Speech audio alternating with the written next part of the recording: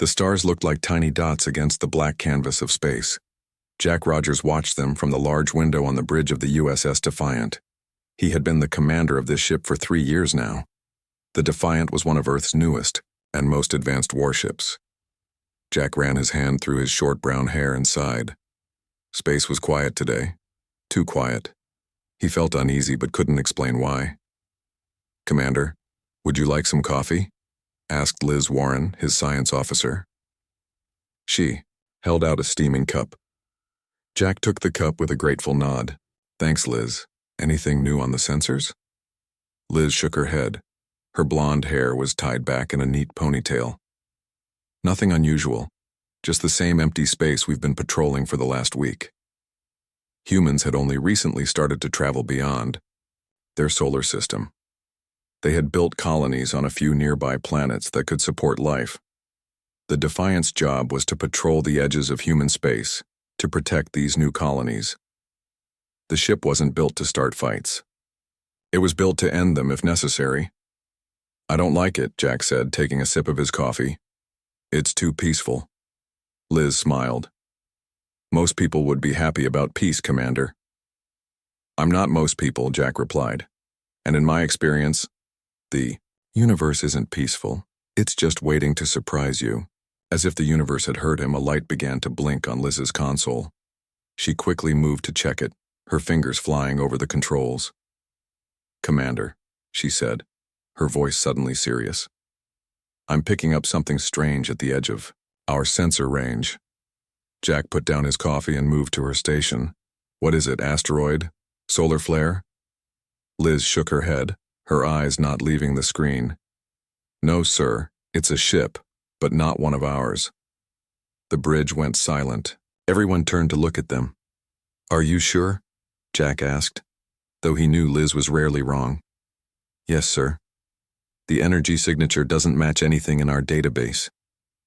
Jack straightened up. This was it. The moment humanity had been both hoping for and dreading since they first looked up at the stars. "First contact. Can they see us?" he asked. Liz checked her readings. "I think so. In fact," she paused, her eyes widening. "Sir, they're scanning us. Deep scans. They're looking at everything. Our ship structure, our weapons, even our biological signatures." Jack frowned. That wasn't a friendly hello. It was more like someone sizing up an opponent before a fight. "Shields up," he ordered, "but take no aggressive actions. Let them look. They might learn we come in peace." The crew followed his orders. Quickly and efficiently, the Defiant's shields hummed to life, creating an invisible barrier around the ship. "Should we try to communicate with them?" asked Alan Diaz, the communications officer. Jack thought for a moment. "Yes, standard greeting package. Let them know we're open to peaceful contact." Alan nodded and began transmitting the message that Earth had prepared for this very situation. A simple greeting in multiple formats, designed to be understood by any intelligent species. "No response," Alan said after a few minutes. "Keep trying," Jack ordered. He turned to his first officer, Ben Harris. "What do you think they want?" Ben was a tall man with dark skin and serious eyes. "Hard to say, sir, but I don't like that they're scanning our weapon system so thoroughly." Jack agreed. It felt less like curiosity and more like threat assessment. "Liz, what can you tell me about their ship?" he asked. Liz studied her console. "It's smaller than ours, but the technology appears more advanced. Their energy readings are off the charts compared to what we can produce." That wasn't good news. If they were hostile, the Defiant might be outmatched. "Sir," Alan called out suddenly, "they've stopped transmitting, and they're moving away. Fast." Jack watched the view screen as the unidentified ship turned and accelerated away from them. At incredible speed. "Should we pursue?" Ben asked. Jack shook his head. "No. We're explorers first, warriors second, let them go." He paused, then added, "But record everything, and prepare a full report to send back to Earth. Admiral Miller needs to know about this." The alien ship disappeared from their sensors, leaving the crew of the Defiant with more questions than answers. Why would they just scan us and leave? Liz wondered aloud. Maybe they didn't like what they saw, Ben suggested. Jack had a different theory, or maybe they liked it too much. He returned to his command chair, his mind racing. The aliens had scanned them deeply, learning all about their ship, their weapons, and even their biology. What conclusions had they drawn from that data? And what would they do with that information? Set course back to the nearest communication relay, he ordered. Priority message to Earth Command. We need to let them know what happened here. As the Defiant changed course, Jack couldn't shake the feeling that something important had just happened. The quiet peace of space had been broken. Humanity was not alone, and their first encounter with alien life had been strange and unsettling. Away, aboard the Zithari scout ship, Engineer Kralthun stared at the data they had collected with growing horror. His four eyes blinked rapidly in what his species recognized as extreme distress. "Captain," he called to his superior, "you need to see this." Captain Vrilnok floated over to Kralthun's station, his tentacle-like limbs moving gracefully in the low-gravity environment preferred by their species. "What troubles you, engineer?" the captain asked. Kralthun displayed the scan results of the human ship. "These readings cannot be correct. This species, they evolved on a death world." "Explain," ordered the captain. "Their biology shows adaptations to high gravity, intense radiation, extreme temperature variations, and an atmosphere that would be toxic to most Confederation species." The captain's skin changed color slightly, showing concern. "And their ship?" "Even more disturbing," said Kralthun. "Their technology is primitive compared to ours, but their weapons..." He paused. "Their weapons are designed for total destruction. Not for disabling or capturing, but for completely annihilating their targets." "Impossible," said the captain. "No civilized species would build such things." "That's just it, sir," Kralthun replied quietly. "I don't think they are what we would consider civilized. They are something else, something dangerous." The captain stared at the data. "Set course for the homeworld. The High Council must see this immediately." As the scout ship accelerated to faster-than-light speed, the captain couldn't help but wonder if the galaxy had just changed forever. They had gone looking for new species to add to the Confederation. Instead, they had found humans, and what they had seen made them tremble. The news of the alien encounter spread quickly through Earth Command. 3 days after the USS Defiance report reached Earth, Admiral Susan Miller called an emergency meeting with her top military advisors. The meeting room was large and plain, with a long table in the center. Admiral Miller stood at the head of the table. She was a tall woman with short gray hair and piercing blue eyes that missed nothing. "So they scanned us and ran," she said, looking at the report in front of her. "Without even trying to talk to us." Jack Rogers, who had been called back to Earth for the meeting, nodded. "Yes, ma'am. They seemed very interested in our weapon systems and our biology." Susan's expression darkened. "I don't like this. It doesn't feel like scientific curiosity. It feels like threat assessment." The room went quiet. Everyone understood what she meant. The aliens might be planning something, and it might not be friendly. "What do we know about them?" asked General Paul Wright, an older man with a thick, white mustache. Liz Warren, who had also been called to the meeting, stood up and pressed a button on the table. A hologram appeared, showing the alien ship they had encountered. "Not much," she admitted. "Their ship was smaller than ours, but much more advanced. Their energy readings were off the charts. Based on how fast they left, they have faster-than-light technology that's years ahead of ours." "Could we fight them?" the general asked bluntly. Liz hesitated. "One ship? Maybe. But if they have a fleet of ships with that technology..." She didn't need to finish the sentence. Admiral Miller nodded slowly. "We need to prepare. I'm forming a task force. Commander Rogers, I'm promoting you to captain. You'll lead the USS Defiant as part of Task Force Delta, along with 3 other warships." Jack was surprised but kept his face calm. "Thank you, Admiral. What are our orders?" "Patrol the borders of human space. Show the flag. Let these aliens know that we're not easy targets." She looked around the room. "And pray that we're overreacting." Meanwhile, across the galaxy, the Zithari High Council was in session. The council chamber was a vast dome with 7 sections, one for each of the species that made up the Confederation. The room was filled with different atmospheres, temperatures, and gravity levels to accommodate the various biological needs of the counselors and Duddy.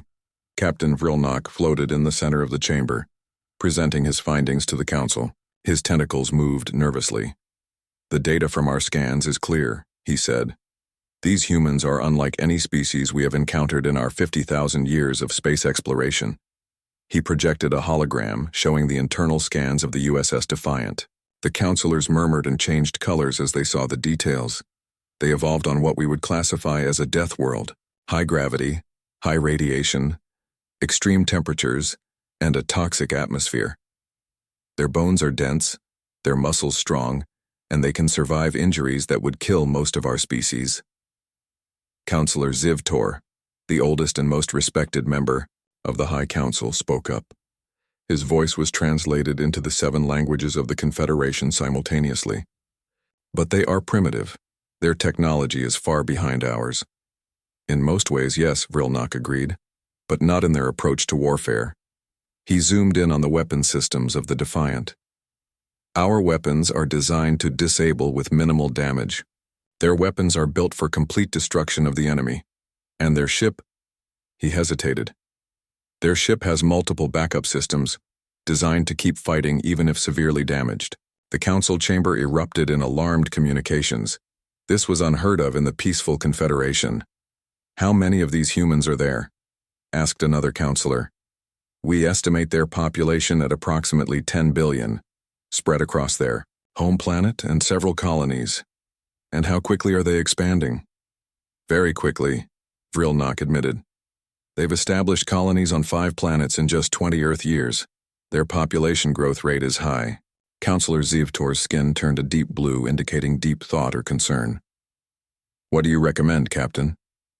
Vrilnock knew his next words could change the course of the Confederation forever. "The humans are still confined to a small area of space. They have only a few warships. If we act now, we can contain them before they become a genuine threat to the peace of our galaxy." The council debated for hours. Some argued for peaceful contact, believing that the humans could be guided to a less aggressive path. Others feared the humans would never change their warlike nature. In the end, the council voted. 7 tentacles raised in agreement. The decision was made. 6 months later, Captain Jack Rogers stood on the bridge of the USS Defiant, now the flagship of Task Force Delta. The task force had been patrolling the expanding borders of human space without incident. "Captain," called out Communications Officer Alan Diaz, "I'm picking up unusual readings at the edge of our sensor range." Jack turned to him. "What kind of readings?" "Similar to the alien ship we encountered before, but there are more of them. Many more." Lizzie. Warren, now his first officer, checked her console. 15 ships, Captain. They're approaching fast." Jack felt a chill run down his spine. 1 ship could be Curiosity. 15 ships was an invasion force. "Battle stations," he ordered calmly. "Alert the rest of the task force, and send an emergency transmission to Earth Command." The crew moved, quickly preparing the ship for what was to come. Shields went up. Weapon systems came online. "They're hailing us," Alan reported. Jack nodded. On screen. The view screen flickered and an alien appeared. It had 4 eyes set in a smooth face and tentacle-like limbs. Its skin was a pale green color that shifted slightly as it moved. "Human vessel," the alien said in surprisingly good English. "This is Captain Vrilnock of the Zithari Confederation. Your species has been deemed a potential threat to galactic peace. You will power down your weapon systems and prepare to be boarded." Jack stared at the alien, keeping his face neutral despite his anger. "This is Captain Jack Rogers of the Earth, Alliance Vessel Defiant. We have made no hostile actions against your Confederation. Your aggression is unwarranted." The alien's skin rippled. "Our scans revealed the truth about your species, human. You are not ready for peaceful coexistence. You will be contained for the greater good." The transmission cut off abruptly. "They're moving into attack formation," Liz reported, her voice tense. Jack took a deep breath. Humanity's first alien war was about to begin. "All ships, this is Captain Rogers. he said into the fleet comm. "Defensive formation Delta. Target their engines and weapons systems if possible. We want to take prisoners, not bodies." He paused. "Let's show them what humans are really made of." As the Zithari ships closed in, Jack couldn't help but think about the irony. The aliens had scanned them, learned all about them, and still they had underestimated humanity. They thought humans were dangerous because of their weapons. They were about to learn that what made humans truly dangerous was their determination to survive. The space around them erupted in flashes of light as the Zithari ships opened fire. Their weapons were unlike anything the humans had seen before, beams of energy that seemed to bend and twist in ways that defied normal physics. "Evasive maneuvers," Jack shouted as the first shots hit the Defiant's shields. The ship shuddered but held together. The 4 human ships of Task Force Delta moved in perfect coordination, a testament to the countless drills they had run over the past 6 months. They were outnumbered almost 4-1, but they weren't going to make victory easy for the aliens. "Their weapons are primarily targeting our engines and communication systems," Liz reported from her station. "They're trying to disable us, not destroy us." Jack nodded grimly. "They want to take us alive. That might be our advantage." He watched as one of the other ships in his task force, the USS Challenger, took a direct hit to its main engine. The ship spun out of formation but kept firing. "Captain," Alan called out, "the Challenger is reporting severe damage to their main propulsion system. They're switching to backup power." Jack's eyes narrowed. "Tell Captain Ryan to activate Protocol Omega." Protocol Omega was something the task force had developed after learning about the first contact. It was a contingency plan based on a simple idea. If aliens saw humans as a threat because of their warships, then they would show them exactly why humans were dangerous. Aboard the Challenger, Captain Steve Ryan gave the order. The damaged ship suddenly went dark, appearing to lose all power. The Zithari ships approached cautiously, believing they had disabled the human vessel. 3 of them moved to surround it, preparing to board. That's when the Challenger came back, to life, all of its remaining weapons firing at once in a devastating barrage. The Zithari had never seen a ship continue to fight after taking such damage. 2 of their vessels were crippled in the surprise attack. Back on the Defiant, Jack allowed himself a small smile. Now they're learning. But the battle was far from over. The Zithari still had the advantage in numbers and technology. 1 by 1, the human ships took critical hits. "We've lost long-range communications," Alan reported as another blast rocked the ship. "We can't call for backup. Shields down to 30%, another officer called out. Jack gripped his chair as the ship shook again. "Reroute power from non-essential systems. Keep those shields up as long as possible." The battle continued for almost an hour, a lifetime, in space combat. The human ships fought with everything they had, but they were outmatched. Eventually, the Defiant was the only human ship still able to maneuver, surrounded by 11 Zithari vessels. "Captain," Liz said quietly, "we can't win this fight." Jack knew she was right, but surrender wasn't an option he was willing to consider yet. "Prepare the emergency beacon. If we can't call for help, we'll make sure Earth knows what happened. Here." Before they could launch the beacon, a massive energy pulse hit the Defiant, knocking out its remaining shields and main power systems. "Multiple hull breaches," an officer shouted. "They're boarding us." Jack stood up, his face set in determination. "All hands prepare to repel boarders. Remember your training." Throughout the ship, the crew grabbed weapons and took up defensive positions. They had drilled for this scenario, but facing actual aliens was different from any simulation. The first Zithari boarding party breached through the cargo bay. They moved cautiously, their strange bodies flowing almost like liquid in the ship's artificial gravity. Each alien carried what appeared to be a non-lethal weapon, designed to stun rather than kill. They weren't prepared for what happened next. The humans fought back with surprising ferocity.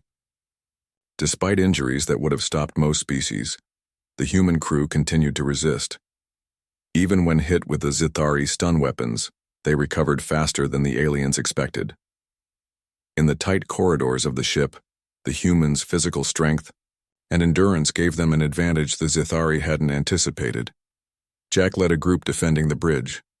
He had been hit twice by stun blasts but was still on his feet, though his left arm hung useless at his side. "They're falling back in Section 3, Liz reported, her face streaked with blood from a cut on her forehead. "But more are coming, through the breach in engineering." Jack nodded grimly. "We need to retake engineering. If they get control of our systems, it's over." He led a small team through the ship's maintenance tunnels, bypassing the main corridors where the aliens were advancing. The tunnels were tight and uncomfortable, but they allowed the humans to move undetected.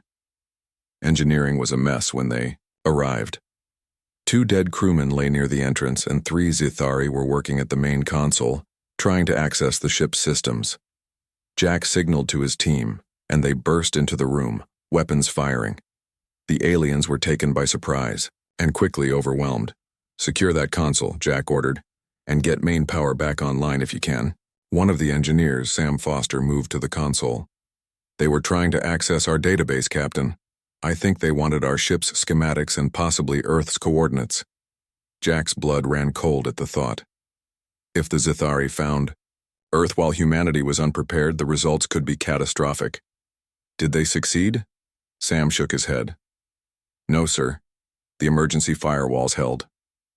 Jack allowed himself a moment of relief before the ship shook again. "They're cutting through. The hull in Section 6, Liz reported over the comm. "We can't hold them off much longer." Jack knew they were fighting a losing battle, but every minute they held out was another minute for the other ships to possibly send out distress signals. "Fall back to defensive position B," he ordered. "We need to protect the core systems as long as possible." As they made their way back through the ship, Jack saw firsthand what the aliens had learned today. They had expected an easy victory against what they thought was an inferior species. Instead, they found humans were much harder to defeat than their scans had suggested. In the Zithari command ship, Captain Vrilnock watched the boarding operation with growing concern. His skin had turned a deep purple, indicating extreme stress. "B2. Humans continue to resist," his first officer reported. "We've taken casualties, and our progress through the ship is slower than expected." "How is this possible?" Vrilnock demanded. "Their ship is crippled. Their crew should be surrendering, or at least incapacitated." "They are not behaving as predicted," the first officer admitted. "Our stun weapons have reduced effectiveness against them, and they continue fighting despite injuries that would stop any Confederation species." Vrilnock stared at the display showing the human ship. The Confederation had never faced a species like this before. For the first time in his long career, he felt something close to fear. "Adjust the stun weapons to maximum output," he ordered. "We need to end this quickly." As the battle for the Defiant continued, both sides were learning valuable lessons. The Zithari were discovering that humans were far more resilient and determined than their technology had suggested. And the humans were proving that even when outmatched, they would never surrender easily. Admiral Susan Miller stood in Earth Command's main operations center, surrounded by screens showing the last known positions of Task Force Delta. It had been 24 hours since they lost contact with the ships. "Any word from the emergency?" "Beacons?" she asked, her voice tight with worry. A young officer shook his head. "No, ma'am. Nothing." Susan closed her eyes briefly. She had sent those ships, those people, to patrol the border. If something had happened to them— "Admiral," another officer called out, "we're picking up something. It's faint, but it matches the signature of the Defiance emergency beacon." The room went quiet. The beacon was designed to activate only in the worst scenarios. "Message content?" Susan asked. "It's just basic telemetry data and a short video file, ma'am." "Playing now." The main screen flickered to life, showing a grainy image of Captain Jack Rogers. He looked injured, with blood on his face and his uniform torn. Alarms blared in the background. "This is Captain Rogers of the USS Defiant," he said, his voice steady despite his appearance. "We've engaged an alien force, the same species that scanned us 6 months ago. They call themselves the Zithari Confederation. They have superior technology and numbers, Task Force Delta is lost. There was an explosion somewhere off camera, and Jack looked away briefly before continuing. They're boarding the Defiant now. We won't be able to hold them off for long. His eyes hardened. But you should know this. They're afraid of us. Not our weapons, but us. Humans. They think we're dangerous because we evolved on Earth. Another explosion, closer this time. Prepare Earth, they're coming. The transmission cut off abruptly. Admiral Miller stood still for a long moment. Then she turned to her staff, her face set with determination. Send word to all colonies. Full military alert, and get me the president. News of the attack spread quickly through human space. What had begun as a peaceful expansion became a full military mobilization. Humanity, with its long history of warfare, adapted with frightening speed. Within weeks, civilian ships were retrofitted with weapons. New warships were rushed into production. Every human colony prepared for possible attack. On the Defiant, Jack Rogers and what remained of his crew had been taken prisoner. The Zithari had used stronger stun weapons to finally subdue the humans, but not before taking heavy losses of their own. Jack woke up in a cell with transparent walls. The air felt different, lighter somehow, with a strange sweet smell. His body ached all over, but he forced himself to sit up and examine his surroundings. The Fighty cell was part of a larger room with similar cells. He could see Liz Warren in one across from him, still unconscious. Several other crew members were visible in other cells. A door slid open, and two Zithari entered. One was Captain Vrilnock, recognizable from their brief communication before the battle. The other was a smaller alien with markings that suggested a different rank or role. The human is awake, the smaller alien said, its four eyes blinking in what might have been surprise. So soon? Vrilnock replied. The stun effects should have lasted at least 12 more hours. Jack stood up, ignoring the pain in his body.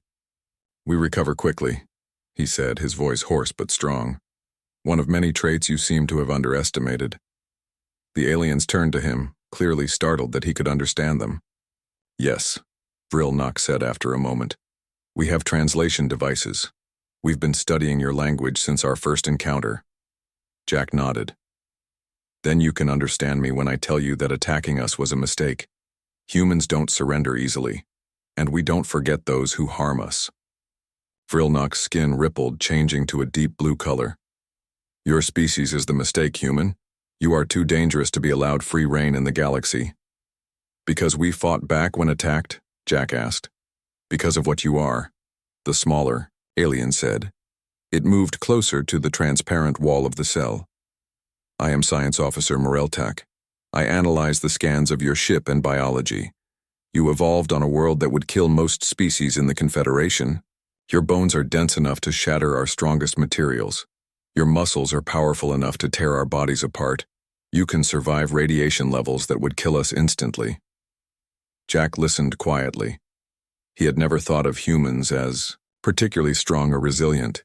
To him, humans were just normal. And your approach to warfare, Vrilnock added, his tone suggesting disgust. Your weapons are designed not to disable but to destroy completely. Your ships have redundant systems specifically to keep fighting even when damaged. What kind of species thinks this way? A species that had to fight for everything, Jack replied. Simply, Earth wasn't kind to us. We had to become strong to survive. Moreltak made a gesture that Jack couldn't interpret. This is why the High Council voted for containment. Your kind would bring chaos to our peaceful confederation. Jack laughed, though there was no humor in it. Your peaceful confederation attacked us without provocation.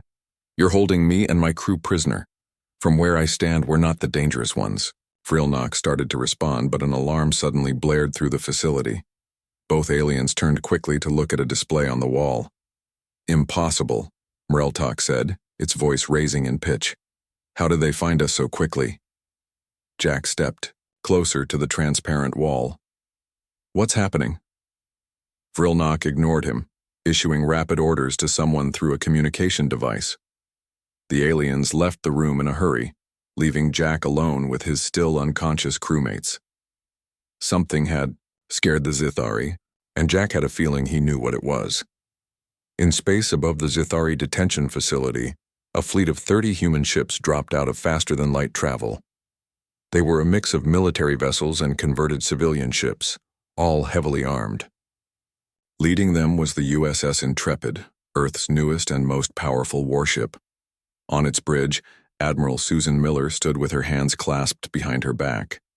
"Any sign they've detected us?" she asked. "Yes, ma'am," replied her tactical officer. "Their defense systems are coming online." Susan nodded. "Open a channel." The communications officer worked at his console. "Channel open, Admiral." Susan took a deep breath. This was humanity's first real statement to the galaxy. What she said next would echo across the stars for generations. "Attention, Zithari facility. This is Admiral Susan Miller of the Earth Alliance. You are holding our people prisoner after an unprovoked attack on our ships. Return them immediately, or we will take them back by force." There was a long pause before a response came. The translator rendered the alien's voice into flat, emotionless English. "Human vessels, this is Commander Krelvan of the Zithari Defense Force. Your species has been deemed a threat to galactic peace. Withdraw now, or you will be destroyed." Susan's expression didn't change. "You scanned our ships. You studied our weapons and our biology. You thought you knew what humans were capable of." She paused. "You were wrong. This is your final warning." As the human fleet moved into attack formation, the Zithari were about to learn just how dangerous humans could truly be when protecting their own. The battle above the Zithari detention facility was unlike anything the Confederation had ever experienced. Human ships moved with unexpected speed and coordination, using tactics that the Zithari military doctrine had never considered. While the Zithari ships had better technology, the humans fought with a creativity and adaptability that shocked their opponents. Human captains took risks that seemed insane to the Zithari, flying their ships directly at enemy vessels before pulling away at the last second, using debris as cover, and focusing fire on key targets rather than spreading it evenly. In the command center of the detention facility, Commander Krelvan watched in growing horror as his defense fleet was systematically taken apart. "How are they doing this?" he asked no one in particular. "They shouldn't be able to defeat our ships," a junior officer replied nervously. "The humans are fighting differently than our simulations predicted. They're taking damage we thought would force them to retreat, but they keep fighting." Krelvan's skin darkened with stress. "What about the prisoners? Are they secure?" "Yes, Commander. The holding cells are in the central section, heavily guarded." The commander nodded, though his 4 eyes remained fixed on the battle display. "Prepare to evacuate if necessary. We cannot allow the humans to capture this facility intact." In his cell, Jack Rogers felt the faint vibrations of distant explosions. The other human prisoners were awake now, gathered near the transparent walls of their cells. "That's our people," Jack said with quiet confidence. "They found us." Liz Warren, in the cell across from his, smiled despite her injuries. "I never doubted they would, Captain." Jack studied the cell door mechanism. During his time as a prisoner, he had carefully observed how the Zithari operated it. Now, as the facility's power fluctuated due to the battle, he saw his opportunity. "Everyone, get ready," he called to the other prisoners. "When the power drops again, the cell locks might reset. That's our chance." Sure enough, after a particularly strong explosion that made the lights flicker, the transparent walls of their cells briefly turned opaque, then disappeared completely as the power reset. Jack didn't hesitate.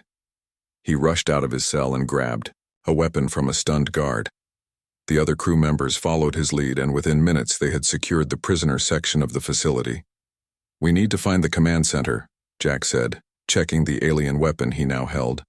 "If we can access their communications, we can contact the fleet." As the escaped humans moved through the facility, they encountered surprisingly little resistance. Most of the Zithari were focused on the battle outside, not expecting an internal threat. When they reached the command center, they found it in Chaos.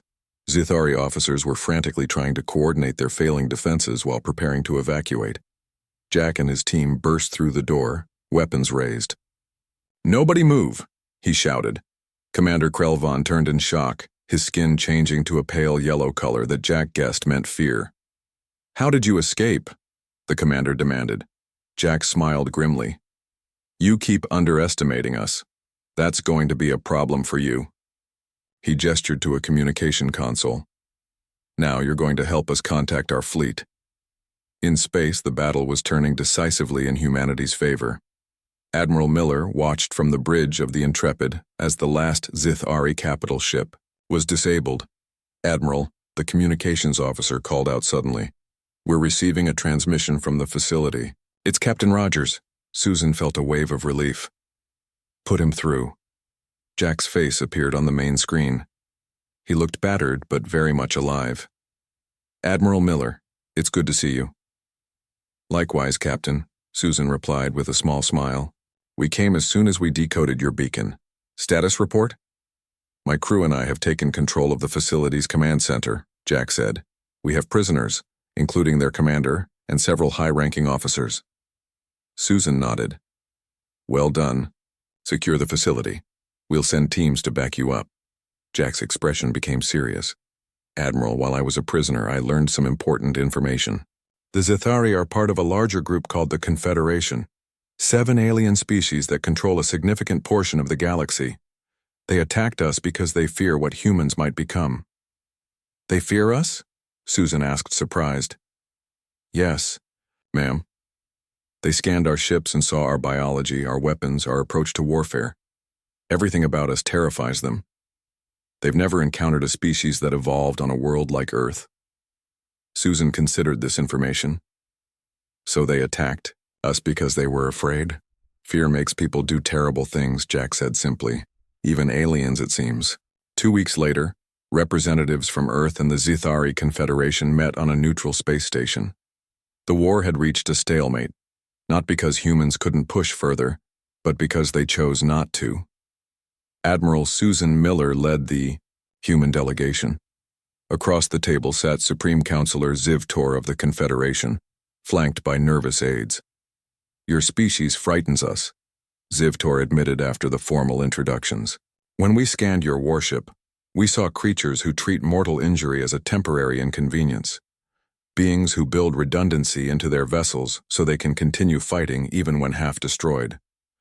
We saw weapons of mass destruction where we use precision tools." Susan nodded. "Humanity evolved on a world that tried to kill us at every turn. We learned to survive, to adapt, and yes, to fight. But that doesn't mean we seek conquest." Zivtor's skin shifted through several colors before settling on a calm blue. "We have existed for 50,000 years without meeting a species like yours. Perhaps we reacted poorly." "You attacked us without provocation," Susan said firmly. "That cannot happen again. And what assurance do we have that humans will not use their unique abilities to dominate others?" Zivtor asked. Susan smiled slightly. "The same assurance you give us, mutual respect and the knowledge that war serves no one. We want to explore the stars, not conquer them." The peace treaty that followed established humanity as equals in the galactic community, a status no other emerging species had achieved so quickly. Captain Jack Rogers, watching the ceremony from the observation deck of the space station, reflected on how quickly things had changed. "They scanned us expecting to find primitives," he said to Liz Warren, who now served as his first officer on a new ship. "Instead, they found humans." Liz nodded. "And now they know better than to underestimate us." Throughout the galaxy, the story spread of the species from Earth who had forced the mighty Confederation to the negotiating table. Other races looked at humans with new respect and no small amount of fear. The scan that was meant to assess a potential threat had revealed something far more significant. It had shown the galaxy what happens when you underestimate humanity's capacity for both war and peace. As Earth's ships began to venture deeper into space, they carried with them a new reputation. Humans were no longer unknown curiosities. They were respected equals, potential friends, and, if necessary, formidable enemies. The lesson was clear. In the vastness of space, appearances could be deceiving, and sometimes, the most dangerous species were those who had fought the hardest just to exist.